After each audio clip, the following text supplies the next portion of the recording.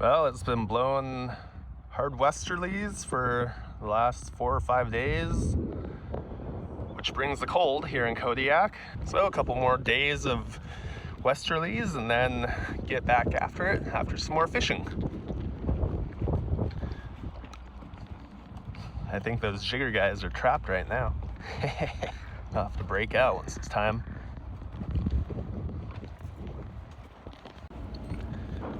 Realized the other day that all these little holes all over from sea lions poking their nose up through the ice. Kind of funny, because I always wondered what those were from. Alright guys, well, we've just spent the last couple of weeks in town. In between these blows, we've done a few things down here on the boat. You might notice that our electronics have kind of been reoriented and reorganized and revamped. We put together a new PC for the boat here. Before we just had that little pad here that Dad would set his laptop on, and that was our navigation computer for the boat. We've put together a regular old desktop tower computer and rehomed it down there into the forecastle. So got that all set up now.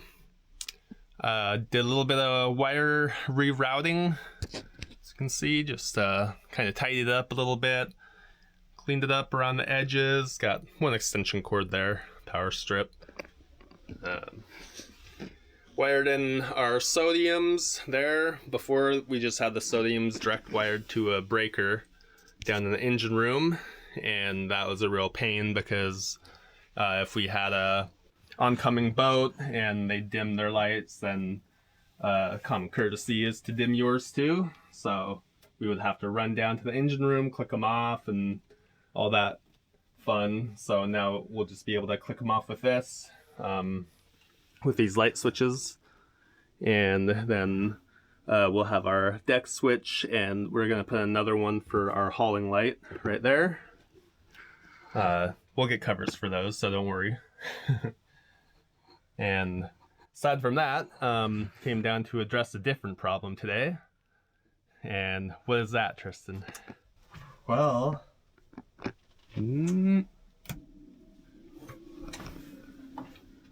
as you can see, we are getting no water because our pipes are frozen up.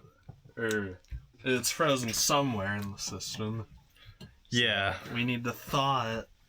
Then we're going to put some foam to insulate the pipe so it doesn't freeze again. Yep. So we have our under the sink here. Hoses go in, but these have been open the whole time. It's been cold out, by the way. It's been westerlies for like the last week.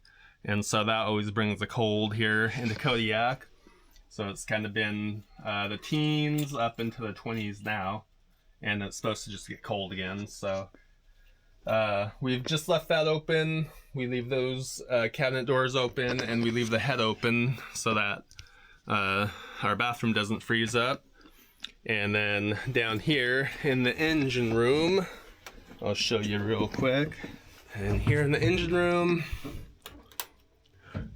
our light burned out back there, unfortunately. This is our water heater as a heat exchanger. Goes to the engine, so it always makes hot water when you're running, which is really nice. I guess I'll start from the source here. Down there, you can see the supply.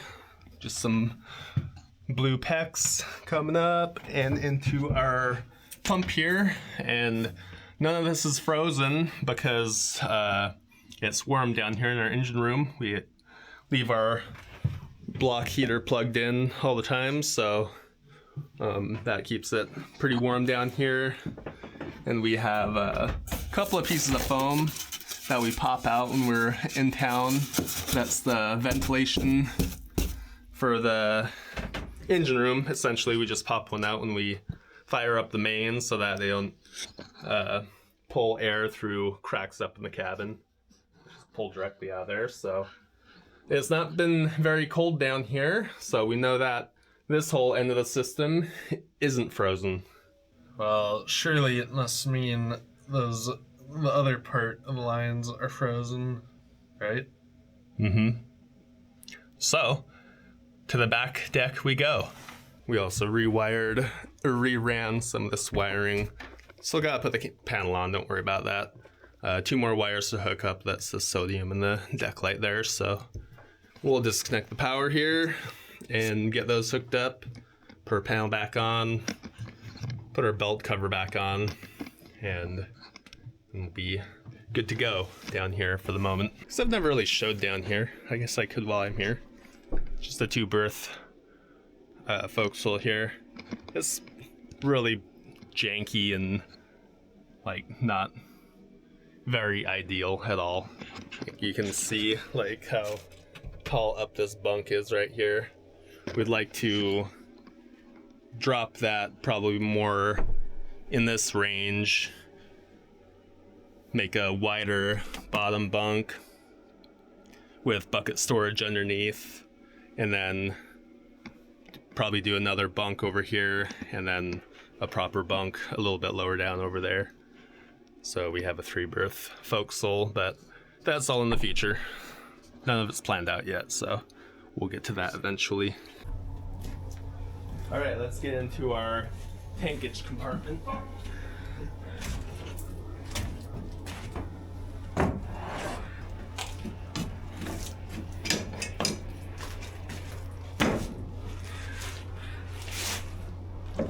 Grab that since I've got gloves. Let's get the bucket here. Throw a few buckets on it. Let it warm up a little bit and then come back to it. Look.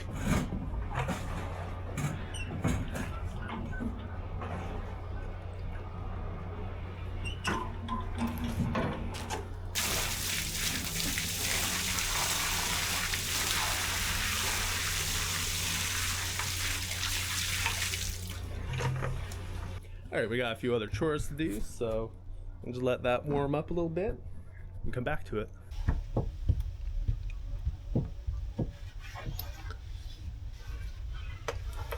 All right.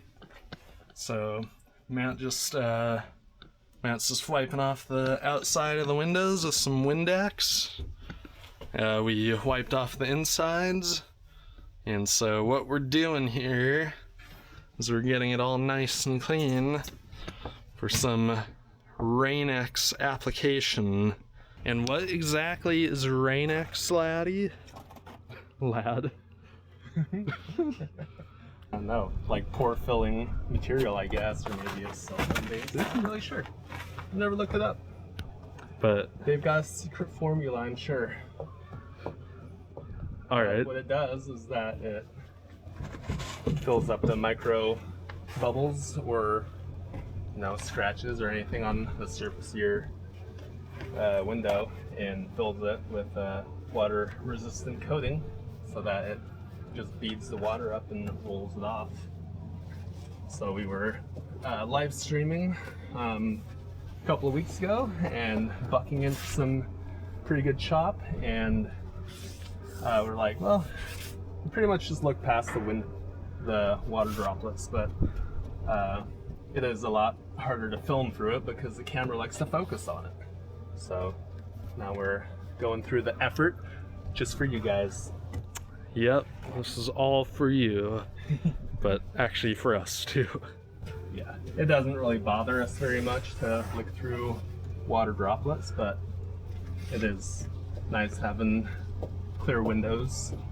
After pretty much every trip, you just end up with a layer of salt on the window from bucking into it, and there's still going to be some beads on them, but drastically reduced, I hope. Yeah.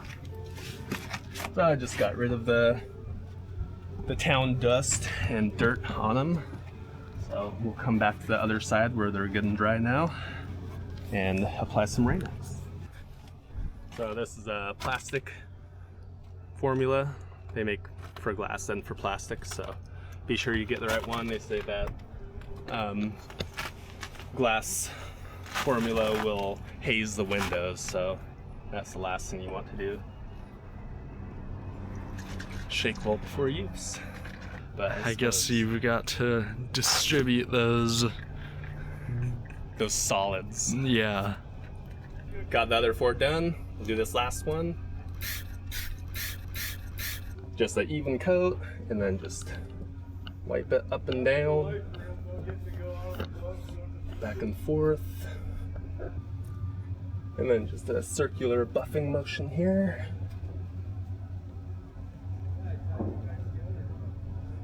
Flip your rag till it starts getting dry. And then I have a dry cloth here to finish off. Just do the same thing, up and down, crossways. And this window is clean, so don't have to worry about grit or anything. But you can kind of see that waxy haze there, and just kind of very, very lightly buff it off. I'm not applying barely any pressure with my hand, kind of just my hand weight against the window. Looks pretty good. And down, back and forth one more time. Yeah, and you might be able to see that haze has disappeared for the most part. Yeah, there's a little bit that you can see there. That'll probably go away if I use the clean cloth. Probably just leftovers on this one because I used it for 2 windows. So. But that should be good. Yeah. Not too worried about along the edges. It's mostly in the middle.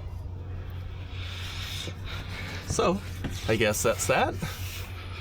I'll be sure to get the camera out once we're traveling in some choppy seas and get to see the satisfying beating of water rolling off the windows now. Yeah. Which I've always liked, to be honest. That is satisfying. You know what else is satisfying? Is this nice, sunshiny, warm weather. That used barely any. That used like that much. Yes. This will last forever. Sweet. $8 at KMS. Kodiak Marine Supply, that's our local marine supply store. So, Yep. all right. Well, we'll see how long it lasts. What's today? 13th? So we'll see how long it lasts and how often you need to reapply it. Hopefully not too often, but I guess it'll be worth it in the end. So, yeah. All right. Short time later, got the hatch open and check out the bottom of the hatch. It's cold. So down here is into the tankage compartment. It's pretty hard to film anything down there just because it's pretty much a square-shaped 6-foot drop down to the bottom there. So looks like I got a little water down there. It just drains forward into the bilge. Go get some boots on, and then we'll have to rig up our heater to try and thaw that line out. So when that comes off the water tank and goes into the hole there. All right, we'll give this a try. Hopefully get this thawed out. All right. Well, you can probably just not really see it, but just got our little heater fan hooked up there, just 1500 watt. It's probably in that thin part where the valve goes into the tank, we're guessing. We'll move on to the softer part of the hose if not. If this doesn't cure it. I'm just thinking that because it's always the skinniest part. Of course, where the valve goes through, it skinnies up, so let that run for a little while. Come back to it. So our water thawed out.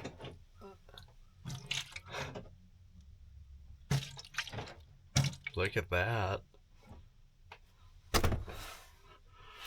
So you can see it like just beaded right off, like it's hydrophobic. And yeah, just like some small beads on the window now. Worked pretty good. Oh yeah, you like that? Yeah. A couple of little droplets on there left, but big difference. The other thing is that the wind will kind of blow the droplets down, so that's cool. Yeah. And it's just, Speaking of, yeah, our water is thawed out, our pipes. so right on, we're back in business. Yeah. So, got some of this pipe insulation stuff. Pool noodle.